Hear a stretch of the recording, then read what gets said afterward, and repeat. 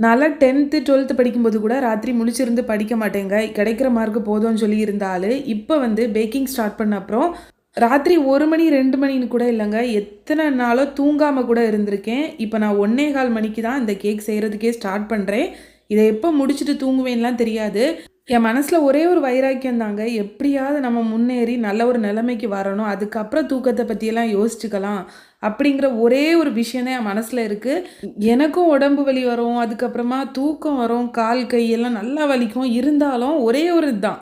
எப்படியாவது நம்ம முன்னேறி வரணும். அதுக்கப்புறம் வந்து எல்லா விஷயத்துலயும் நம்ம வந்து ரிலாக்ஸ் ஆயிக்கலாம். அப்படிங்கிற எண்ணத்துல தான் நான் வந்துட்டு இப்ப வர தூங்காம வேலை செஞ்சுட்டே இருக்கேன். ஒருவேளை நீங்க வந்து ஸ்டூடெண்ட்டாவோ, இல்ல வீட்ல ஒரு ஹவுஸ் ஒய்ஃபாவோ யாரா வேணாலும் இருக்கலாம். உங்க மனசுக்குள்ள ஒரு விஷயத்த நெனச்சிட்டீங்கன்னா, அத நிறைவேத்துற வரைக்கும் நீங்க தூங்காம வேணாலும் இருந்து, அத முடிச்சுட்டு தூங்குங்க. கண்டிப்பா சக்சஸ் ஆகுவீங்க.